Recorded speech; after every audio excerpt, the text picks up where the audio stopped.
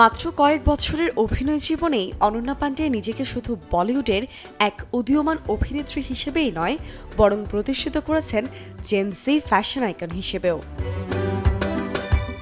চলতি বছরের এপ্রিল মাসে আন্তর্জাতিক ফ্যাশন দুনিয়ায় আরও একবার তাক লাগায় যখন ঘোষণা করা হয় যে অনন্যা পান্ডে হয়েছেন ফ্যাশন লাক্সারি ব্র্যান্ড শ্যানেলের প্রথম ভারতীয় ব্র্যান্ড অ্যাম্বাসেডর। এ যেন তরুণ প্রজন্মের ফ্যাশন চেতনার এক আন্তর্জাতিক স্বীকৃতি। অনন্যার স্টাইল সবসময় ট্রেন্ডসেটার, হোক তা রেড কার্পেটে ঝলমলে গ্ল্যামারাস সিকুইন গাউন কিংবা ক্যাজুয়াল ডেনিম ও ক্রপটপের সহজ সাজ, আবার কখনো ওভারসাইজ শার্ট ও স্নিকার্সে তৈরি করেন ট্রেন্ড। তার ইনস্টাগ্রাম অ্যাকাউন্ট যেন এক চলমান ফ্যাশন লুকবুক। এই ফ্যাশনিস্তা ভালোবাসেন রং, কাট এবং সিলুয়েট নিয়ে এক্সপেরিমেন্ট করতে। নিয়ন রঙের সাহসী ব্যবহার, অপ্রচলিত ডিজাইন এবং আধুনিক সিলুয়েট তার পোশাকে এনে দেয় এক অনন্যতা।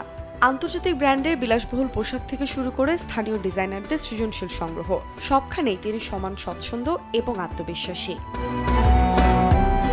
সম্প্রতি বিভিন্ন ফ্যাশন ম্যাগাজিন তাকে আখ্যা দিয়েছে the face of young Bollywood fashion নামে। আধুনিক, ট্রেন্ডি ও পরীক্ষামূলক ফ্যাশন ট্রেন্ড সেট করার কারণে জনপ্রিয় হয়েছেন জেনজিদের মধ্যে। ব্রালেট, মিনিস্কার্ট, বডিকনে সেট করেছেন নিজস্ব স্টাইল স্টেটমেন্ট।